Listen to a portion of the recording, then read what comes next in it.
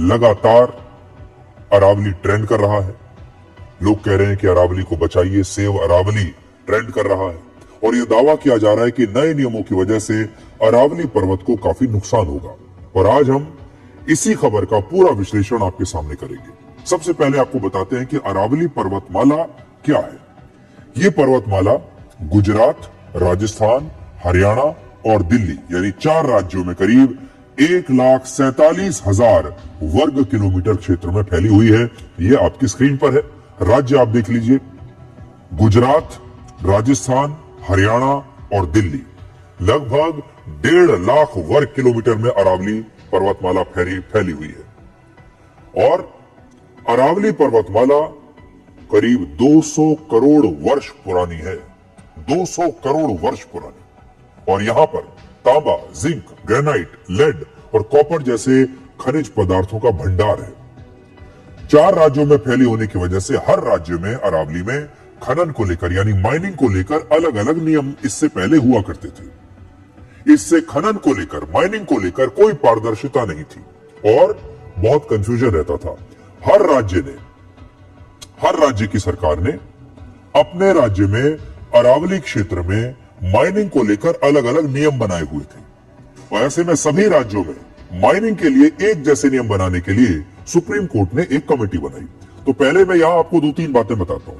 इससे पहले इन चारों राज्यों में मान लीजिए अलग अलग पार्टियों की सरकार है। उन पार्टियों की अरावली पर अलग अलग नीतियां हैं। उनकी अरावली पर्वतमाला पर अलग अलग सोच है। तो हर सरकार जो है हर राज्य में अपने हिसाब से नियम बनाती थी और उस राज्य में अरावली पर्वतमाला का जो भी हिस्सा आता था उसमें माइनिंग को लेकर हर राज्य के अलग नियम थे। अब इसमें मजे की बात देखिए, मान लीजिए एक ही कंपनी है जो राजस्थान में भी माइनिंग कर रही है और हरियाणा में भी कर रही है या फिर गुजरात में भी कर रही है। अब एक ही कंपनी एक ही पर्वतमाला में यानी अरावली में माइनिंग करती है, लेकिन उसे 2 अलग अलग राज्यों में 2 अलग अलग नियमों के हिसाब से काम करना होता है। और इस दौरान बहुत सारे लोगों ने इसका बड़ा फायदा उठाया, बहुत पैसा कमाया, बहुत भ्रष्टाचार यहां पर हुआ। जब सुप्रीम कोर्ट ने एक कमेटी बनाई और कहा कि इसमें एक जैसे नियम कानून होने चाहिए और अरावली को बचाने के लिए ये कमेटी बनाई गई कि अरावली का संरक्षण कैसे हो सकता है और यहां पर ये जो माइनिंग हो रही है, चाहे वो लीगल हो या इलीगल हो, इस माइनिंग को कैसे रोका जाए, ठीक किया जाए, व्यवस्थित किया जाए। इस कमेटी में कौन कौन थे? भारत सरकार का पर्यावरण मंत्रालय, फॉरेस्ट सर्वे ऑफ इंडिया, राज्यों के वन विभाग के अधिकारी, ये सब शामिल थे। सुप्रीम कोर्ट ने अपने प्रतिनिधि को भी इस कमेटी में शामिल किया और इस साल इस कमेटी ने सुप्रीम कोर्ट को अपनी सिफारिशें सौंप दी, जिन्हें सुप्रीम कोर्ट ने इसी साल नवंबर में मंजूरी दे दी। अब सबसे बड़ी बात यह है कि सुप्रीम कोर्ट ने जो आदेश दिए वो अरावली को बचाने के लिए दिए हैं। सुप्रीम कोर्ट की तरफ से गठित कमेटी की 2 सिफारिशें यहां पर सबसे महत्वपूर्ण है। पहला, नए नियमों के मुताबिक सिर्फ 100 मीटर से ऊंची पहाड़ियों को ही अरावली पर्वतमाला का हिस्सा माना जाएगा, यानी 100 मीटर या उससे ऊंची पहाड़ियों में माइनिंग नहीं की जा सकती क्योंकि वो अरावली का हिस्सा माना जाएगा उनको। दूसरा, 100 मीटर ऊंचाई वाले 2 पहाड़ों के बीच की दूरी 500 मीटर से कम है तो उस पूरे इलाके को अरावली पर्वत श्रृंखला माना जाएगा, यानी जो उन दोनों पहाड़ों के बीच में जो 500 मीटर की जो दूरी है, वो जो इलाका है पूरा, चाहे वो खाई के रूप में हो, चाहे वो जमीन के रूप में हो, कैसा भी हो, उसे अरावली पर्वत श्रृंखला का हिस्सा माना जाएगा और वहां भी माइनिंग को मंजूरी नहीं मिलेगी। अब सरकार का कहना है कि इन फैसलों की वजह से अरावली पर्वतमाला का करीब 90% क्षेत्र संरक्षित हो जाएगा। अरावली पर्वतमाला के सिर्फ 0.19% हिस्से में ही अब माइनिंग होगी, यानी यह हिस्सा केवल अगर आप कैलकुलेट करेंगे तो 278 वर्ग किलोमीटर के आसपास। ऑफ इंडिया के नक्शों पर अरावली पहाड़ियों और उसकी पूरी श्रृंखला को मार्क किया जाएगा। इससे यह साफ होगा कि जहां पर माइनिंग होनी है वो इलाका अरावली पर्वतमाला का हिस्सा है या नहीं। और दूसरा, जिन इलाकों में माइनिंग पर रोक होगी उसकी साफ तौर पर पहचान की जाएगी। उन जगहों पर साइन बोर्ड लगाकर लोगों को यह जानकारी दी जाएगी कि यहां पर खनन नहीं हो सकता। लेकिन कमेटी की सिफारिशों की वजह से अब हमारे देश में एक विवाद शुरू हो गया है। विरोध कर रहे लोगों का कहना है कि सिर्फ 100 मीटर की ऊंचाई वाले पहाड़ों को अरावली मानने से यहां पर माइनिंग बढ़ जाएगी। उनका दावा है कि अरावली में 100 मीटर की ऊंचाई वाले पहाड़ बेहद कम हैं। अरावली में जो ज्यादातर पर्वत हैं वो सब 100 मीटर की ऊंचाई से नीचे के हैं। अब जब वो 100 मीटर से नीचे उनकी ऊंचाई है तो इसका मतलब वहां पर खनन हो पाएगा। ये कंफ्यूजन है।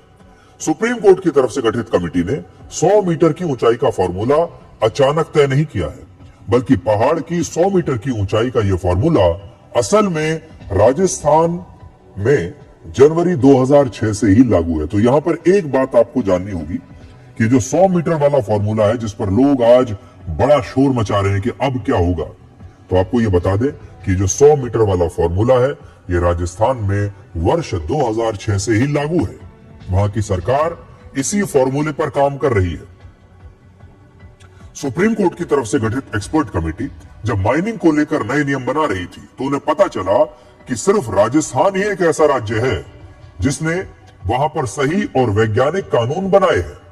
यानी अकेले राजस्थान के पास ही वो सारे मापदंड हैं जिनके हिसाब से वो काम कर रही है। और इसीलिए नई कमेटी ने राजस्थान के नियम को अरावली के बाकी के 4 राज्यों पर भी लागू कर दिया। तो ये जो नियम है ये तो राजस्थान में पहले से ही लागू था। अब बहुत सारे लोग ये कह रहे हैं कि राजस्थान में लगभग 91% जो पर्वत हैं वो तो 100 मीटर से नीचे हैं, तो राजस्थान के जो पर्वत है, जो अरावली है, वो तो बर्बाद हो जाएगा। लेकिन राजस्थान में तो ये कानून 2006 से ही लागू है, ये शायद ज्यादातर लोगों को पता नहीं है। अब सुप्रीम कोर्ट ने जो किया है वो सिर्फ ये किया है कि जो कानून 2006 से लागू है राजस्थान में, अब उसे बाकी के राज्यों में भी लागू कर दिया है। 100 मीटर से कम ऊंचाई वाले कई क्षेत्रों में पहले से ही माइनिंग पर प्रतिबंध लगा हुआ है, जैसे इको सेंसिटिव जोन्स में, वाइल्ड लाइफ और टाइगर कॉरिडोर्स में, और दिल्ली और एनसीआर के क्षेत्र में तो वैसे भी माइनिंग अलाउड ही नहीं है।